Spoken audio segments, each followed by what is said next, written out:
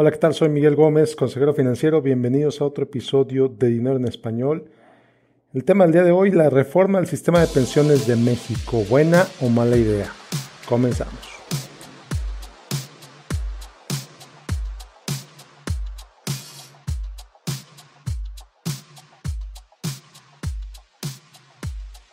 Bueno, pues el presidente el día de ayer, el presidente de México, presentó el 22 de julio de 2020 una serie de propuestas para reformar el sistema de pensiones en el país, en México.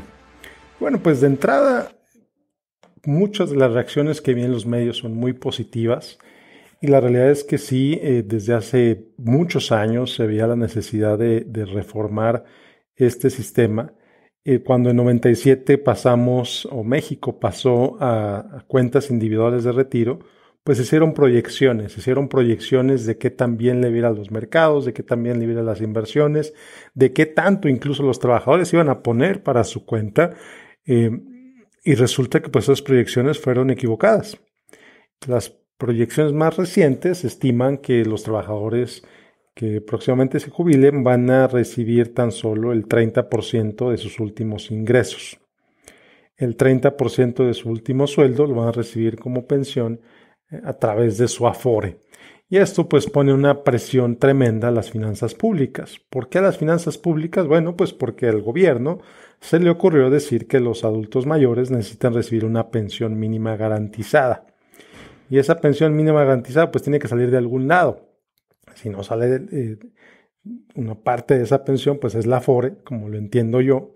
Y la diferencia entre la pensión mínima garantizada y lo que te paga tu Afore, pues te lo tendría que pagar el gobierno, ¿no? Según lo entiendo, quizá estoy equivocado, esa es mi interpretación. Si tienes otra versión de esto, encantado de verla. Pero bueno, esa es mi interpretación de cómo entiendo esto. ¿Cuál es el problema con esto? Bueno, pues que si tu pensión es relativamente pequeña, si tu pensión es menor que lo que el gobierno te va a pagar, si tu pensión es menor que la pensión mínima garantizada, pues la diferencia te la va a tener que pagar el gobierno.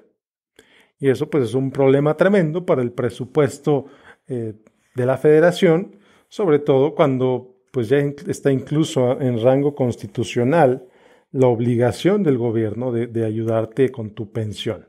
Entonces, bueno, varias cosas sobre esta reforma al sistema de pensiones. Número uno, pues se incrementa o se pretende que se incremente la contribución de la empresa, de tu empleador. Ahorita es alrededor del 5%. Se espera que a través de un proceso de transición que va a durar 8 años o 10, dependiendo de cómo se haga esto, a final de cuentas, se va a migrar y cada año las empresas, los empleadores van a contribuir más hasta el momento que llegue alrededor del poco más del 13%, casi 13,5% de la contribución del salario de la empresa, de la persona, se va a mandar a la Afore. Entonces, bueno, ¿cuál es el primer problema con esto? El primer problema con esto es que pasamos de papá gobierno a papá empresa. Le están poniendo una carga tremenda a las finanzas de las empresas, sí, con todo y que sea a través de 8 años, con todo y que sea un incremento gradual, etcétera. Le están poniendo una carga mucho mayor a las empresas para esencialmente subirles el sueldo a sus empleados. Entonces, ¿qué va a pasar con el sueldo, con el dinero que tienes para gastar, el dinero que recibes para gastar cada mes? ¿Te van a subir el sueldo igual o te lo van a compensar con el incremento de la contribución a la Afore? Yo veo a las empresas, pues las empresas en realidad no están ahogándose en dinero. Y quizá viene de ahí esta ideología de izquierda que dice que las empresas o los empleadores son abusivos, explotan a los trabajadores, etcétera, y el dueño empresario supermillonario ahogándose en dinero. Pues si lo vemos de esa forma redistributiva, de quitarle a las malas empresas, de quitarle al malo de la película, que es el empresario, para darle al trabajador, pues en cierta forma, pues es preferible que se lo des al trabajador a que se lo des al gobierno, ¿no? Es como una forma artificial de subir los impuestos, excepto que el beneficiario directo es tu trabajador. Entonces, en ese sentido, pues suena bien, Suena bien que el trabajador vaya a tener más dinero, pero el problema con esto es que pues el trabajador, la empresa no se está ahogando en dinero. La empresa no se está ahogando en dinero. Entonces, ¿de dónde va a salir ese dinero? ¿De dónde van a salir esos fondos? Las empresas van a recortar gastos, van a subir precios. ¿Qué van a hacer para poderle pagar más al trabajador como parte de su contribución para el retiro? Entonces, sí, de entrada suena muy bien que el trabajador va a tener más dinero, pero ¿de dónde va a salir ese dinero? ¿De dónde va a salir? ¿No? Entonces, pregunta importantísima que nadie se está haciendo. No veo que muchos están aplaudiendo en los medios esto, pero no veo que nadie esté preguntando de dónde va a salir ese dinero para pagarle a los empleados. Punto número 2. La contribución del trabajador se mantiene igual. La idea de las cuentas para el retiro individuales era que cada persona se hiciera responsable por su retiro. La idea de esto es que cada persona se hiciera responsable por ahorrar para su retiro. Entonces, cuando se dejan las contribuciones laborales, las contribuciones de la persona iguales, pues no estás dando más responsabilidad por su propio futuro. Como dije al principio, se está pasando de papá gobierno a papá empresa. Y esto pues no está bien, simplemente porque no se está fomentando la responsabilidad individual. Ahora, sí, efectivamente, siempre puedes contribuir más, siempre puedes hacer aportaciones voluntarias a tu Afore y eso es súper recomendable, muy buena idea. Mientras más contribuyas a tu Afore, mayor va a ser tu pensión. Entonces, el problema que le veo a esto es esperarte a que papá empresa te contribuya más, porque pobrecito trabajador no puede contribuir más. Bueno, pues espérate, es responsabilidad del trabajador contribuir para su retiro. ¿Ok? Tercer problema que le veo a esto, el reducir las horas de cotización. ¿Por qué? ¿Por qué lo veo como un problema? Bueno, pues porque si tú sí, la edad de jubilación no se ha cambiado, me parece que sigue siendo 60 años, pero en los años de trabajo se reducen drásticamente. Entonces, para que una persona trabaje menos años, aunque se jubila a los 60, trabajó 10 años, trabajó 15 años, se está buscando que se reduzca el número de horas que califiques para recibir una pensión, pues le estás poniendo una presión adicional al sistema de pensiones. Porque esta persona trabajó menos tiempo, tuvo menos tiempo para ahorrar. Sí, suponiendo que la empresa le está dando todo ese dinero, ¿no? La contribución del 13%, suponiendo que llegamos ahí. Pero al tener menos años para ahorrar, pues tienes menos tiempo para acumular, tienes menos tiempo para que esa inversión crezca, tienes menos tiempo para recibir rendimientos de esa inversión. ¿Y qué pasa? Pues le estás poniendo una presión tremenda a tu cuenta de inversión para poder sacar el dinero los próximos 30 años. Recordemos que la esperanza de vida en México ha ido aumentando. Sí, bueno, técnicamente se redujo un poco como consecuencia de todas las matanzas que ha habido de narcotraficantes y demás, y de criminales, todas las muertes que ha habido alrededor del crimen han bajado un poco la esperanza de vida en México, pero aún así, la esperanza de vida hoy en México es mucho mayor de lo que era hace 15 años.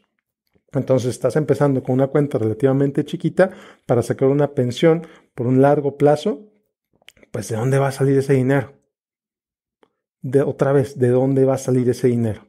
Entonces, no me gusta esto, la reducción de horas. Sí, le va a beneficiar a un número de personas importante, no me queda duda. A final de cuentas, estás transfiriendo el riesgo, lo estás transfiriendo del gobierno a la empresa de la Afore. Entonces, son varias apuestas que está haciendo el gobierno que esperan que le salgan bien, ¿no? Al final de cuentas son modelos económicos, modelos actuariales que se hacen y dicen, bueno, ¿sabes qué? La empresa va a poner más dinero, va a haber menos horas de cotización, pero como la empresa está poniendo más dinero, pues se va a compensar uno con el otro. Y también se está hablando de la cuarta propuesta que se incluye es que se abra a más inversión, que se abra a más inversión de proyectos productivos, por ejemplo, de la parte de las Afores. Entonces, esto va a permitir, en teoría, mayores rendimientos. Entonces, si recibes mayores rendimientos, estás ahorrando más. En teoría, la cuenta va a crecer más. En teoría, el portafolio de cada persona va a ser más grande. Y eso te va a permitir sacar más dinero cuando te jubiles. pero todos esos supuestos se tienen que dar. Como dije al principio, todavía se desconoce el impacto en las empresas por incrementar la cantidad que están pidiendo que pongan. Porque sí, fantástico, les puedes pedir que pongan el 13% de tu sueldo en una Afore, pero ¿de dónde van a sacar ese dinero? Y sí, fantástico, maravilloso que des la opción de que se invierta de manera diferente en las Afores para generar mayores posibles rendimientos. Pero los mayores posibles rendimientos no son garantizados. ¿Cuántos proyectos de gobierno se han hecho que han perdido dinero? ¿Cuántos proyectos de gobierno se han hecho que resultan inconclusos, que se les acaba el dinero, que hay corrupción, etcétera, etcétera, etcétera, y que el proyecto no resulta como originalmente se presentaba o como originalmente se había propuesto? Entonces los proyectos de inversión cambian. Entonces el perfil de riesgo de ese proyecto de inversión cambia, por lo tanto el rendimiento que puede recibir a través de ese proyecto de inversión cambia y eso pues tiene un impacto directo en la cuenta de los trabajadores. Entonces por eso no me parece loable la idea, me gustaría ver la ejecución, me gustaría ver cuál va a ser el impacto en las finanzas de las empresas, que al final de cuentas no todas tienen la capacidad de contribuir el 13% de los salarios de sus trabajadores en sus cuentas para el retiro. No todas las empresas tienen esa cantidad de dinero disponible. Entonces, de algún lado va a tener que salir ese dinero adicional. ¿Van a subir precios? Si suben precios, eso genera inflación. ¿Van a despedir trabajadores? Si despiden trabajadores, pues definitivamente esto pues va a perjudicar a quien más se supone que debía ayudar esto. Si despiden trabajadores para poder pagar las contribuciones de la Afore de los demás, de los que se quedan empleados, pues podríamos ver un incremento en el desempleo, ¿no? Entonces, son las consecuencias de segundo nivel o incluso de tercer nivel que no se consideran o que espero que al menos se hayan considerado antes de hacer una propuesta de este tipo. Y a final de cuentas, ya vimos, los modelos del 97 fueron muy optimistas. Puede suceder que los modelos que se usaron para hacer esto también sean muy optimistas y haya que hacer otra reforma en el futuro. No me sorprendería. Al final de cuentas, esto no es una reforma profunda, es una reforma de parche. Es una reforma pues vamos a resolver esto como podamos, con el capital político que tenemos ahorita. Una reforma mucho más grande difícilmente iba a pasar. Pero lo que sí me da gusto, lo que sí aplaudo, es que no se buscó nacionalizar las Afores, como algunos extremistas de Morena y del Partido del Trabajo estaban proponiendo. Entonces, al menos eso es algo positivo. Es una reforma, pues sí, los mayores afectados van a ser las empresas, que de algún lado va a tener que sacar ese dinero, y como consecuencia los mayores afectados van a ser los que pierdan su trabajo por esto. Entonces, quizá me estoy adelantando mucho, esa es mi reacción inicial. Ojalá el tiempo me demuestre que estoy equivocado por pensar esto, pero pues bueno, ya lo veremos. De entrada, esta es mi reacción inicial a las propuestas del cambio del sistema de reformas en México, del sistema de pensiones en México. Si te gustó esto, déjame tus comentarios. Si tienes comentarios al respecto, déjame tus comentarios en mi página en facebook.com/Miguel Gómez Consejero. Y bueno, pues sí, como siempre te invito a que te inscribas al podcast, que te inscribas a mi boletín en miguel-gómez.net/correo. Soy Miguel Gómez, consejero financiero. Te deseo que tengas un excelente día. Nos vemos la próxima en otro episodio de Dinero en Español. Hasta luego.